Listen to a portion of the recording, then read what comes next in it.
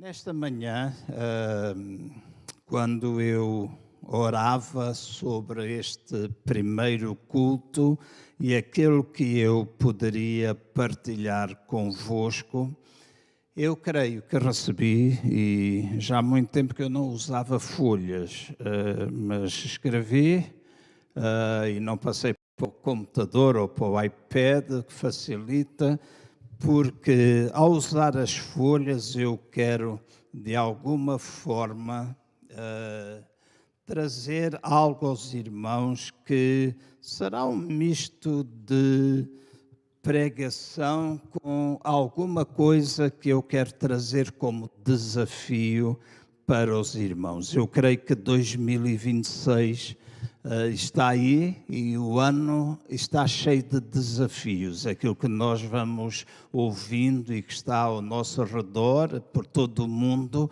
alguns desafios estão a ser enfrentados, não iguais a outros, diferentes, mas eu creio que, enquanto igreja, nós precisamos de alguma forma, e quando eu digo igreja, eu não estou a referir-me à igreja local exclusivamente, estou a referir-me à igreja corpo de Cristo. Eu creio que há necessidade de nós ficarmos mais focados, nós olharmos para as Escrituras, perceber aquilo que as Escrituras dizem e não nos deixarmos levar por pensamentos, palavras, sentimentos, as emoções, palavras dadas em muitos lugares. Eu creio que todas as pessoas que têm a minha idade, um pouco mais novas, ou aqueles que já têm uma experiência cristã de há vários anos, eu creio que nunca ninguém deixou de ouvir falar nas comunidades cristãs, principalmente nas igrejas evangélicas, da correlação que é feita entre aquilo que são convulsões mundiais e aquilo que as pessoas dizem vir a ser o fim do mundo. 2026 está a começar com mais uma convulsão, não é? O Trump deu para ir até a Venezuela e prender o camarada Maduro, não é? E agora mais vozes, mais coisas estão a ser escritas nas redes. A guerra na Ucrânia, todos os problemas que têm vindo a surgir, têm tantos séculos passados como já parte deste e provavelmente aqueles que vêm a seguir, têm sido marcados por acontecimentos que a palavra de Deus fala de nações contra nações, nações que se erguem, nações que caem, guerras que surgem, terremotos, muitas enchentes, coisas desse género. E eu creio que nunca, que não há ninguém, vamos pôr assim, que não se lembra daquilo que tem sido escrito acerca destas catástrofes, das coisas que estão a acontecer e associarem esses acontecimentos àquilo que é a vinda de Jesus Cristo, ou aquela promessa de que Ele voltará outra vez. Já tivemos a oportunidade de através de vários seminários, mostrar-nos à luz da Bíblia o que é que significa o fim dos tempos, naquela altura, e foi escrito principalmente durante o Evangelho segundo São Mateus, capítulo 24, já temos a oportunidade de mostrar as vindas múltiplas de Jesus. No entanto, eu continuo a acreditar que há uma vinda corpórea que irá acontecer e que marcará o fim de um tempo e o início de um outro que é para todo sempre com o Senhor. Eu acredito perfeitamente perfeitamente nisso, mas não penso que nós, enquanto igreja, e alguns poderão estar a pensar, mas o que é que isto tem a ver connosco, igreja local? Tem a ver por causa daquilo que vou falar mais à frente. Eu creio que nós, enquanto igreja, devemos olhar para a Bíblia,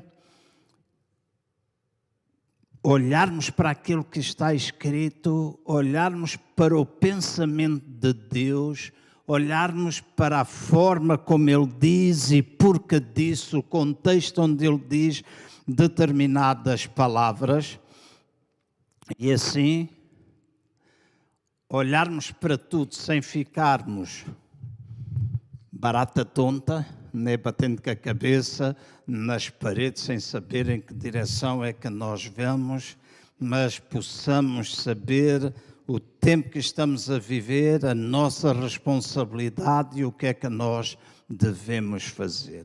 Em Atos, no capítulo 3, no versículo 21, Atos capítulo 3, no versículo 21, na nova versão internacional, nós lemos assim: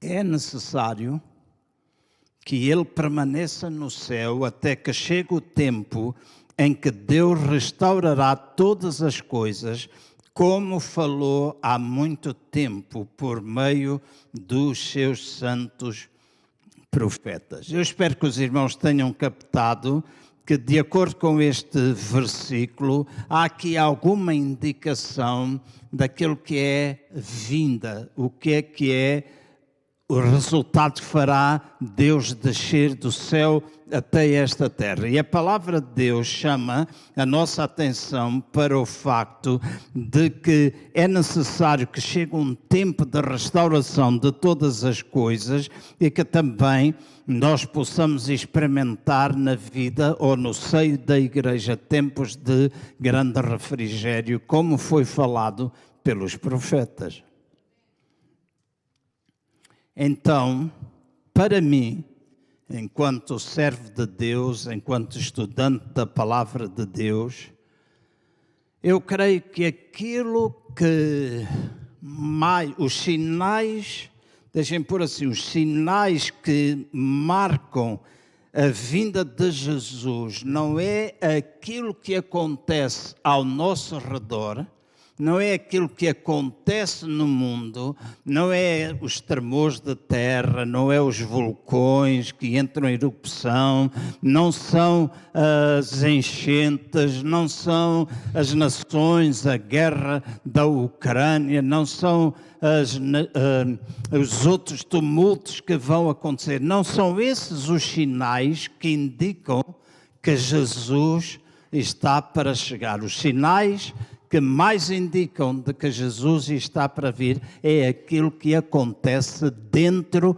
da igreja. Até porque a maior parte dos sinais de Mateus 24 não está relacionado com estes tempos que nós estamos a viver, está ali relacionado com um tempo em que era o fim daquela época da velha aliança e o início da nova aliança. Esse é o contexto de Mateus capítulo 24.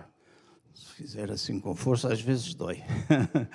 Mas Mateus 24 estava a chamar para esse tempo que foi terminado no ano 70 depois de Cristo, quando o templo foi derrubado e os muros também. Então esses são sinais que falam naquela altura, e se nós estudarmos, não aquilo que um ideólogo, alguém que pega numa série de passagens, utiliza-as fora do seu contexto, não vê o contexto histórico, não vê muita coisa que é necessário nós fazermos para interpretar a Bíblia.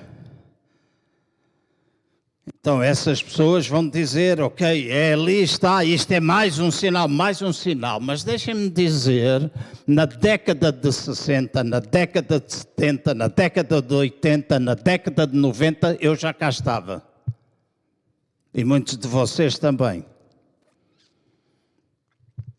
fiz parte de seminários, fiz parte de muitos workshops, fiz parte de muitas conferências que se falavam acerca da vinda de Jesus. Estive diante de provavelmente o maior mapa escatológico criado por um homem que mostrava tudo, os sinais, a videira, os 30 dias, tantas coisas que era. E naquela altura, fazendo bem as contas e dando o desconto dos 3 anos do nascimento de Jesus, como dizem, naquela altura era indicado que eu teria, ou que Jesus teria vindo quando eu tinha 37 anos de idade. Já estou quase no dobro. Então, e com isso eu não estou a brincar ou a querer afirmar que Jesus não vai voltar. Volto outra vez a dizer-vos, eu creio que Jesus Cristo vai voltar corporeamente, em carne. Mas não são esses sinais. Então, creio que nós, muitas vezes, temos dedicado muito tempo a olhar essas situações externas e fazendo que a igreja perca a razão por que está cá. Fazendo com que a igreja não tenha foco, que a igreja não persiga um propósito, não persiga um objetivo. E nós temos gasto, escutem bem, nós temos gasto muito tempo a preparar, e quando eu digo nós, também refiro àqueles que estão no ministério, independente dos dons que ele possa possuir. Mas nós temos gasto muito tempo durante estas décadas a preparar a igreja para ir daqui para fora, a voar, a ser arrebatada, a deixar a terra. E os anos vão passando e nada acontece. Dentro daquilo que são as profecias ou as profetadas, porque às vezes a profecia é uma profetada. E pensamos, nada está a acontecer. Mas nestes dias eu pensei, será que nada está a acontecer? Eu penso que há uma catástrofe maior do que qualquer uma que já aconteceu no mundo, que está a acontecer. A igreja está preparada para voar, em vez de estar preparada para nós assumirmos o nosso papel aqui e agora. E estarmos envolvidos na implantação do reino de Deus. Eu e vocês somos cristãos, crentes, muitos de nós há muitos anos, como eu disse.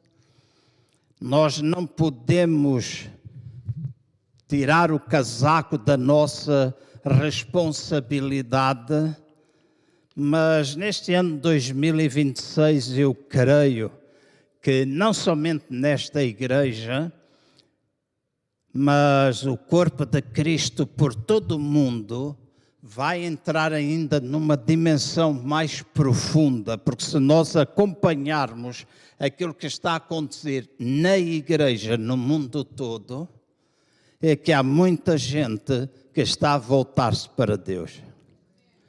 Eu vinha com a Ana no comboio e ela estava-me a mostrar um artigo onde há muitos jovens que se estão a voltar para Deus.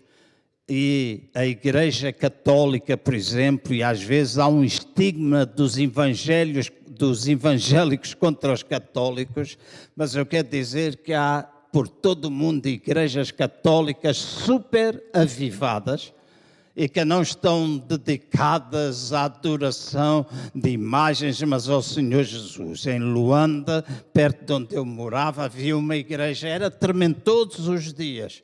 Juntava às 4 horas, 5 horas da tarde, 2.000 mulheres, cantavam em línguas, louvavam, adoravam. E está a acontecer aqui em Portugal, está a acontecer nos Estados Unidos. Então, não pensem que o cristianismo, da maneira como nós o vemos, é aquilo que é verdadeiro ou puro.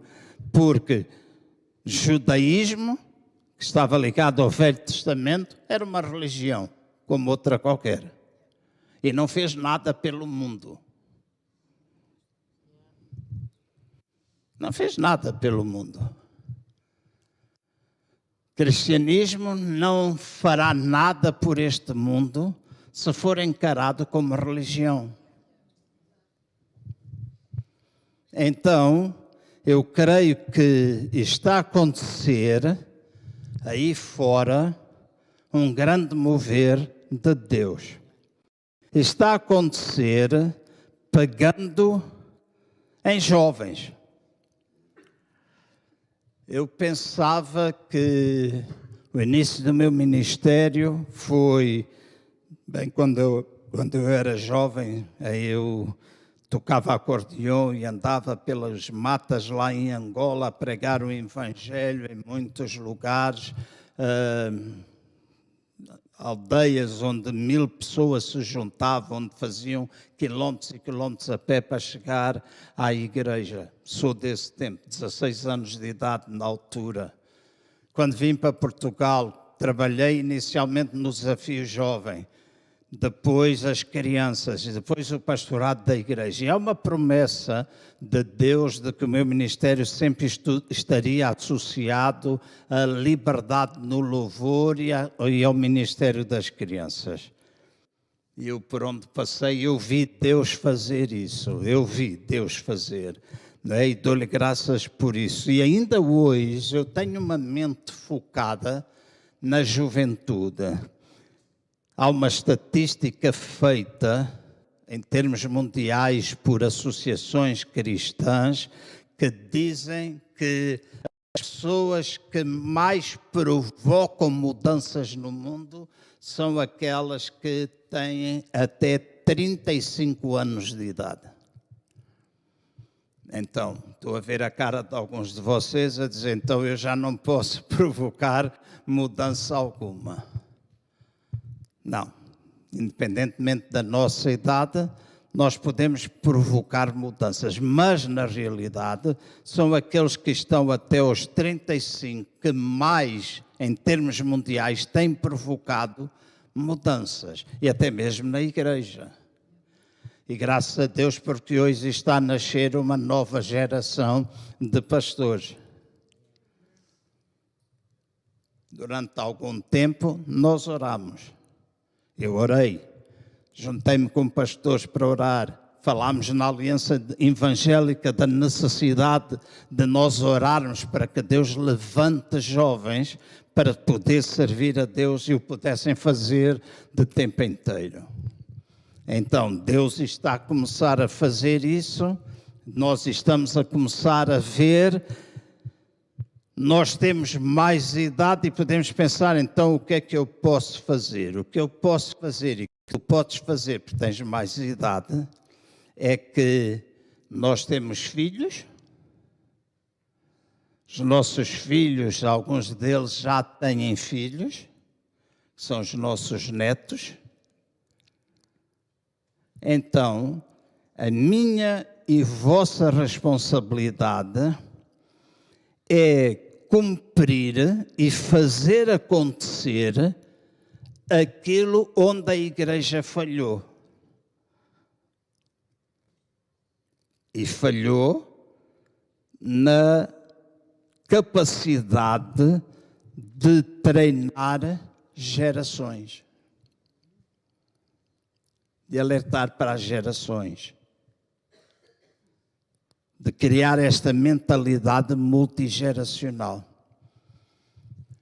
Porque se olharmos para a história da igreja, Só os primeiros 300 anos é que a igreja foi capaz de suster os avivamentos, os grandes moveres de Deus.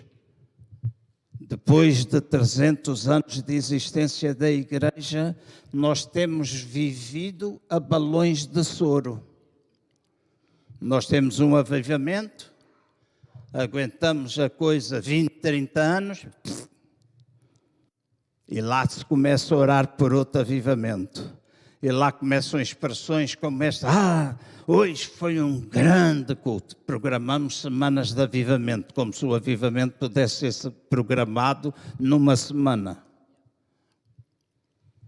Um culto de avivamento, fazemos um retiro de jovens, que grande avivamento foi, o Senhor é poderoso. Mas se nós não soubermos manter, é uma coisa que nasce e morre, e nós vamos andando para a frente e para trás, para a frente e para trás, para a frente e para trás. E aquilo que Deus pensou e pensa ver estabelecido não tem nada a ver com sucesso, fracasso, sucesso, fracasso, sucesso, fracasso. Mas tem a ver com continuidade.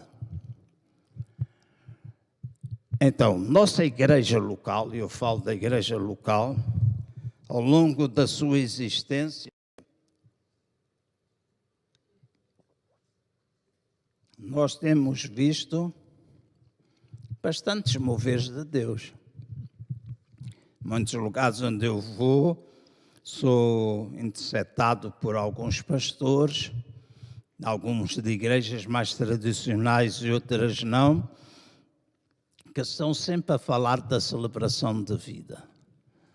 Sempre a falar da celebração de vida, o que é que aconteceu, como é que era, o fazer o moche, aquelas coisas todas, os jovens. E nós vimos, naquela altura, uma geração de jovens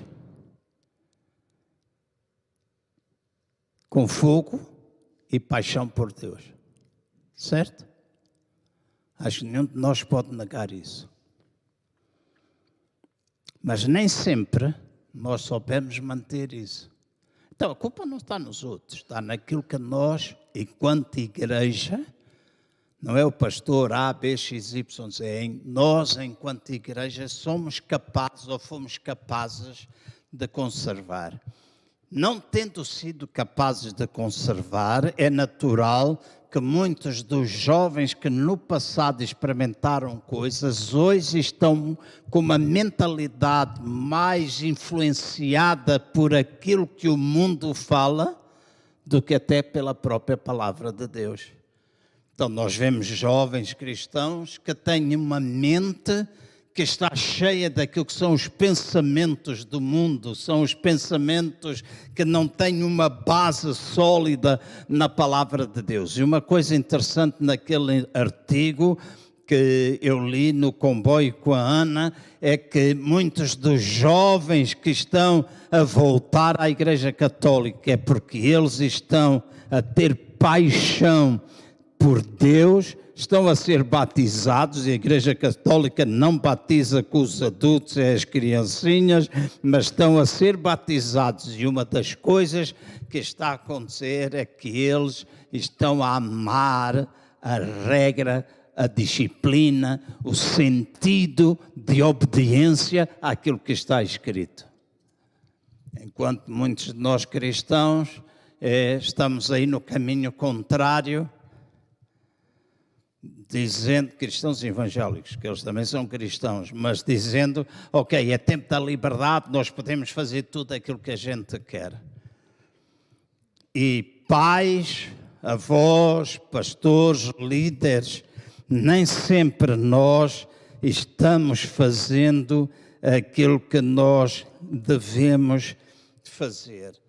Nós não estamos a preparar pessoas para voar daqui para fora, estamos a preparar pessoas para que tomem posse daquilo que Deus quer que nós tomemos. Amém? E não olhem só para a igreja, Porque a igreja é a instituição de Deus, mas antes da igreja há a família. Então é nossa responsabilidade, não é da igreja, é nossa responsabilidade aquilo que nós fazemos com os nossos filhos e a mentalidade que nós queremos ver implantada nas suas vidas, de maneira que eles possam temer ao Senhor. É nossa responsabilidade. É verdade que a partir de determinada altura eles seguem os seus próprios passos, mas é nossa responsabilidade fazer tudo aquilo que está ao nosso alcance para que o que é reino de Deus seja infiltrado nos seus corações, a fim de que possam fazer o que Deus quer. Creio que vamos perdendo até nestes dias tempo, não na nossa igreja local, mas no corpo. Estamos ainda a perder muito tempo para reajustar os nossos mapas proféticos, os nossos mapas escatológicos, simplesmente no sentido de nós apanharmos, não tarda muito, o comboio do arrebatamento. E lá ficamos nós a pensar, o arrebatamento, 7 anos no céu, depois vimos, etc. E se nós estudarmos profundamente onde é que essas coisas tiveram origem, deixem-me dizer, nenhum reformador da igreja no passado acreditava na forma como muitas vezes nós hoje falamos, nem os fundadores da igreja. Foi em 1640 que uma mulher de seu nome, Margaret MacDonald, num culto de oração, trouxe pela primeira vez essa ideia do arrebatamento, 7 semanas no céu, depois vinda para o estabelecimento do milénio. Deixem-me pôr-vos a pensar, e podem procurar em toda a Bíblia, só há um versículo que fala acerca de milénio, em Apocalipse, capítulo 20, e lá no original não está a palavra milénio no singular, está a palavra millenniums, o que significa milhares de anos.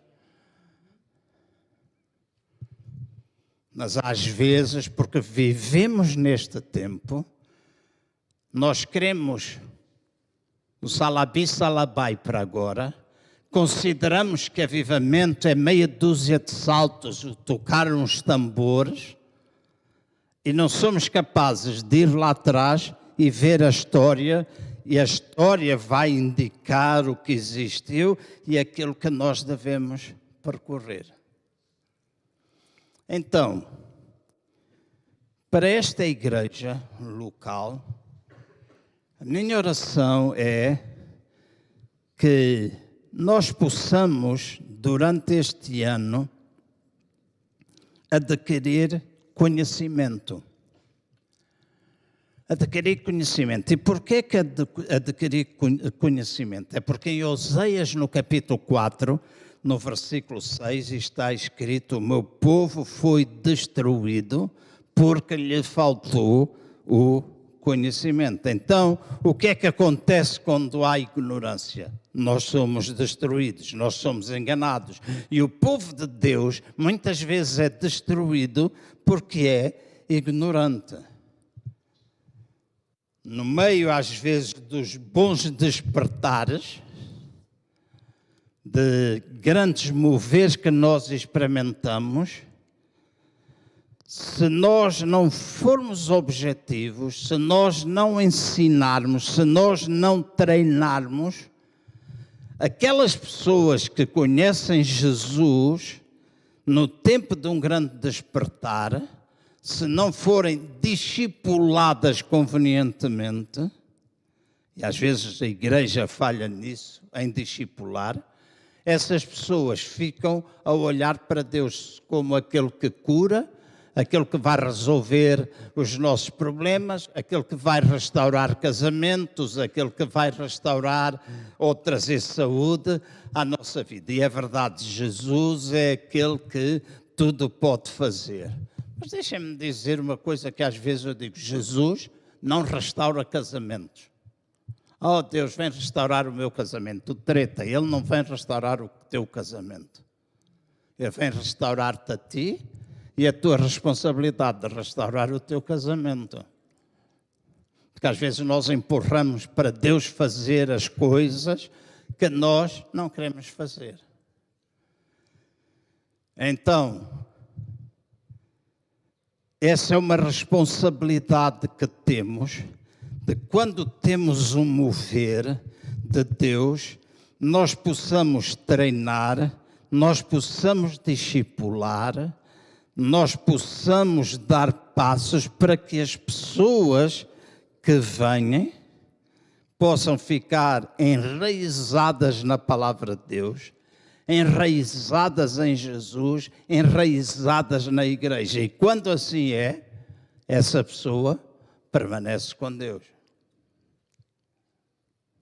Podem dizer um amenzinho pequeno, mas as pessoas permanecem com Deus.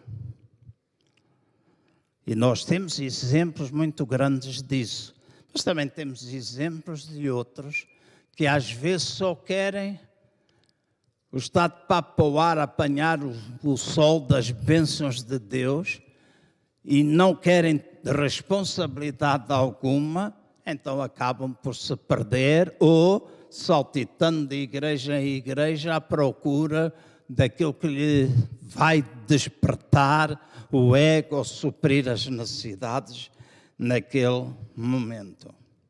Então, nós somos chamados, escutem, nós somos chamados para amar a Deus também com as nossas mentes. Muitas vezes nós, enquanto cristãos carismáticos, nós dizemos o Espírito faz tudo. O Espírito, eu entrego, o Espírito faz tudo. Mas a nossa mente também temos aqui dentro para nós pensarmos e fazer com que a nossa mente possa ter a mente de Cristo. O primeiro Adão, ele criou, ou ele rebelou-se, e nós vemos as consequências ao longo do tempo da sua rebelião. Ele penetrou, cobriu o mundo inteiro e foi necessário Deus intervir, trazendo o seu Filho. E agora escutem, Jesus não é o segundo Adão. Jesus é o último Adão. Primeiro Adão, último Adão, Jesus, o segundo homem. E se o primeiro Adão, com a sua rebelião, pôde causar esta contaminação global, por causa do pecado, por causa da rebelião, ele foi capaz de causar, nós muitas vezes ficamos convencidos que o último Adão, que é Cristo Jesus, não pode fazer mais do que aquilo que o primeiro Adão fez. Por isso nós vivemos neste mundo pensando que não há possibilidade, mas há possibilidade. Em Jesus nós podemos experimentar um avivamento que se torna linear e progressivo. Porque nós vamos passando de geração em geração. Eu às vezes penso nas minhas filhas, ao estar casado com a Ana, penso nos filhos dela, penso na vida que eles têm, o que agrada, o que não agrada, como estão a servir a Deus ou não estão a servir a Deus, isso move uma oração, mas todos os dias eu oro por elas e por eles, e todos os dias eu oro pelos meus netos, todos os dias. Mas eu não oro simplesmente abençoa, eu oro de uma forma específica para que o reino de Deus possa controlar a vida deles. Não é aquilo que o avô João pensa para eles, ou as alegrias que eles podem dar ao avô João, mas é o reino de Deus impregnar a vida deles, de maneira que eles olhem para Jesus, sejam capazes de viver e, à medida que vão tendo filhos, possam passar aos seus filhos, de maneira que o reino de Deus se vai expandindo. E que não acabe só porque, pronto, agora deixou de soprar. Mas deixa-me dizer uma coisa que tenho aprendido. O Espírito de Deus, na maior parte das vezes, não se move no barulho. Na maior parte das vezes, move-se no silêncio. Move-se no nosso interior. Ah, pastor, então não se move quando a gente está a louvar? Claro que sim.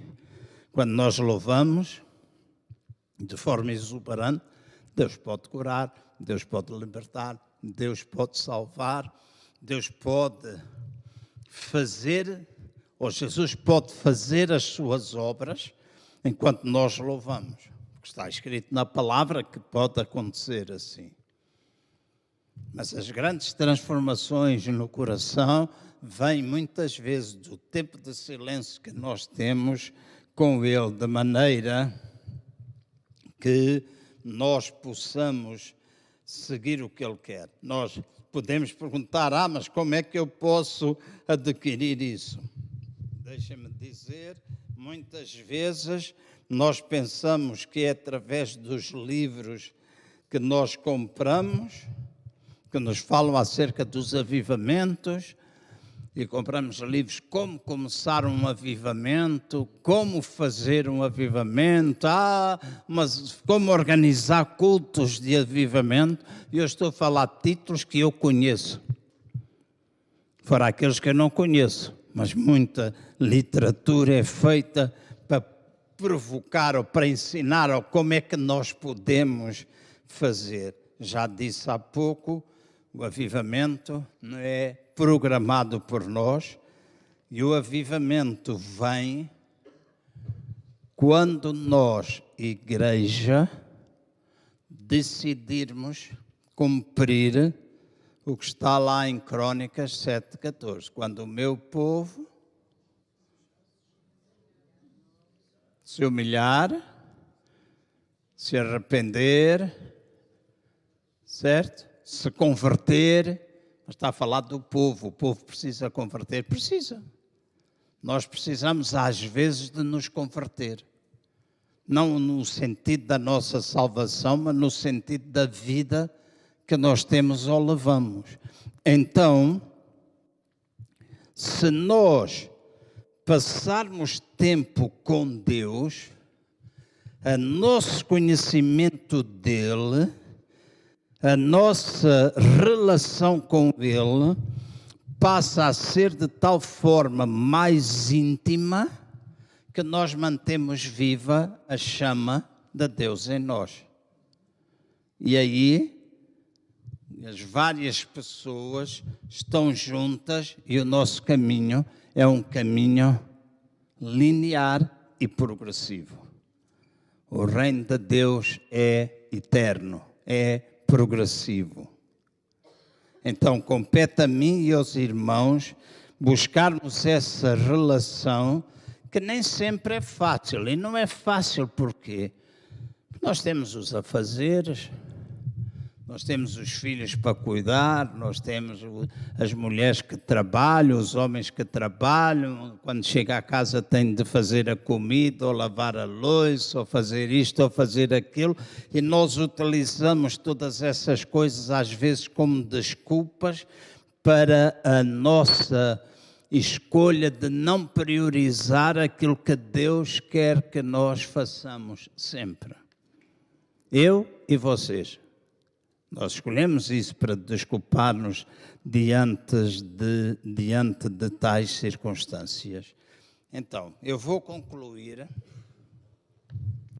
dizendo ou fazendo uma pergunta.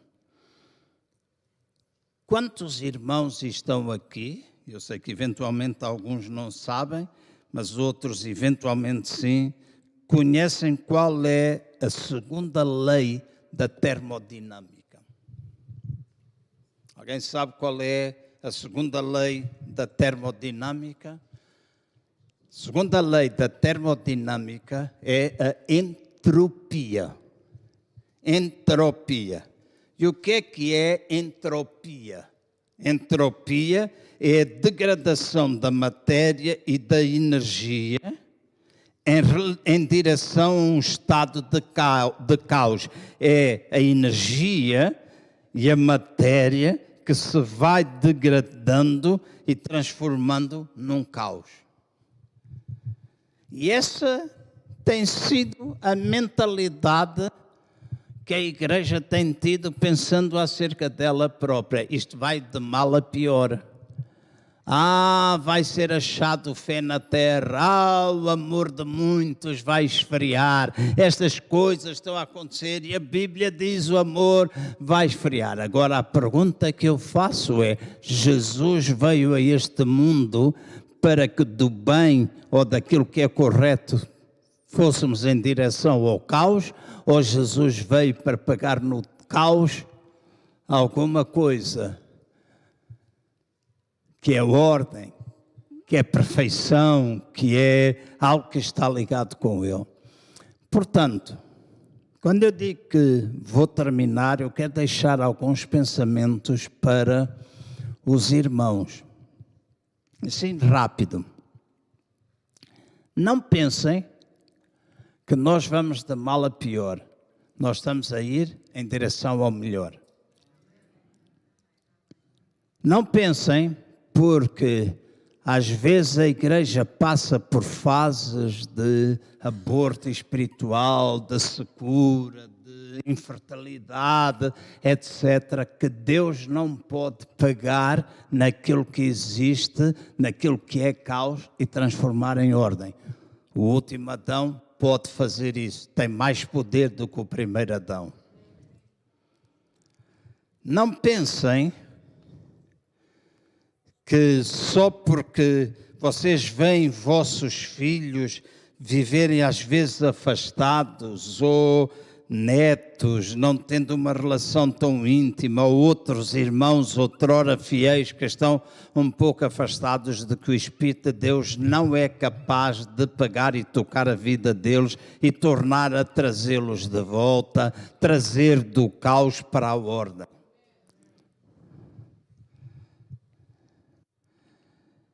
Não pensem que Deus não pode responder às nossas orações específicas. Não pensem que nós estamos a piorar, nós estamos a melhorar. Então, Deus não trouxe à face da terra entropia, muito menos a igreja que nós somos como corpo de Cristo vive debaixo dessa lei da termodinâmica de ir do bom para o caos, pensando naquilo como nós vamos vivendo de vez em quando, mas a realidade é que Deus quer pegar no caos e trazer para a ordem.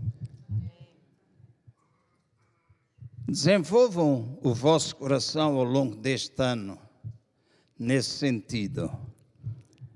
Pensem com as vossas mentes, enchem os vossos corações com a palavra de Deus, de maneira que aquilo que a gente pensa possa estar de acordo com aquilo que Deus pensa. Que quando nós ouvimos essas coisas, e eu já disse, o problema de muitos cristãos é que ouvem demasiadas profecias e estudos e dos profetas da desgraça que estão a encher as redes sociais, o Facebook, o Instagram, até o YouTube, etc. E muitas vezes nós ouvimos, vêm eles pagarem em versículos bíblicos, mas nunca se esqueçam disto, nós nunca podemos fazer doutrina de um versículo só.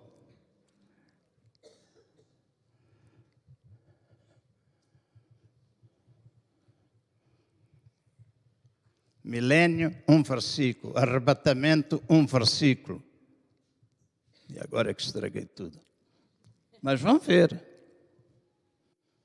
O que é que vai acontecer? Transformação. Transformação. Uma restauração completa, quando vier, tal e qual como Ele é, nós seremos e estaremos, está escrito, para todo sempre com Ele. Estaremos para todo sempre. Olhem para a Bíblia, vejam o que é que está lá escrito. Não podemos inventar coisas, podemos criar coisas. A internet está cheia de coisas estúpidas. Deixem-me só trazer uma pitada de amor, de humor. Há coisa de uma semana, mais coisa, menos coisa, apareceu-me, Jorge, no Instagram, uma publicação e tinha uns grandes títulos, dizia: pastor promete curar as pessoas, dando peidos na cara delas. E então, lá se via as pessoas que queriam receber cura, libertação, etc., deitadas no chão, e ele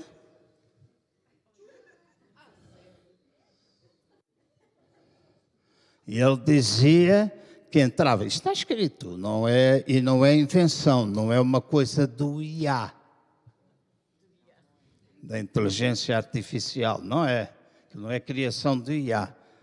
Vem o nome dele, a igreja, etc. Então ele diz que os gases que saíam do corpo dele, que é um corpo santo, ao entrar pelas narinas das pessoas, curava a pessoa. Então, quando a gente chega a um ponto em que é capaz de ver isto, é capaz de ver muita outra estupidez e muita outra porcaria. Então, não vamos olhar para as redes? Vamos, faz falta ainda. Não vamos olhar para livros? Sim, é bom, mas há alguns que nós não devemos ler. Vamos olhar para onde? Para a Bíblia. Cada vez mais olhar para a Bíblia. E não seguir a nossa regra de interpretação, mas seguirmos a interpretação que é devida. E se não sabem como fazer, vocês devem pedir ajuda. Mas o importante, enquanto igreja, durante 2026, e esta é a minha palavra para vós, durante 2026, voltem-se para a origem. Voltem-se para aquilo que é o paraíso. Esta está a sair agora. Voltem-se para aquilo que é o paraíso, que foi restaurado por Jesus e nos tem alcançado a nós também. Então a igreja deve viver implantando um paraíso restaurado. Hoje muita gente fala nas maldições e as maldições e as maldições. Deixem as maldições no Velho Testamento. Existia a bênção, maldição na Nova Aliança.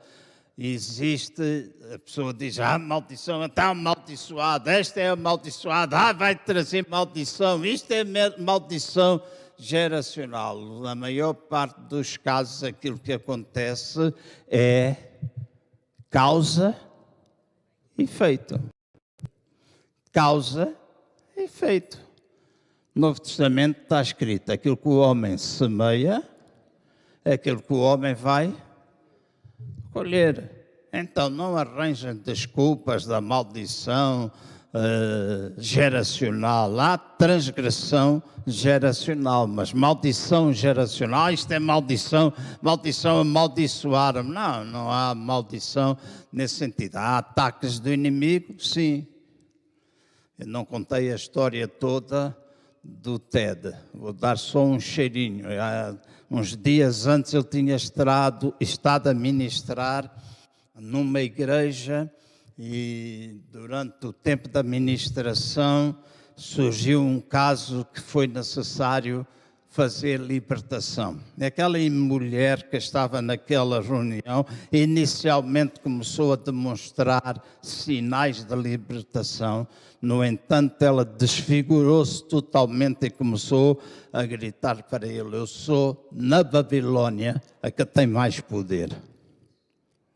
E Babilônia é uma cidade, Velho Testamento, mas quem estuda a origem da Babilônia e quem foi o seu fundador foi Nimrod.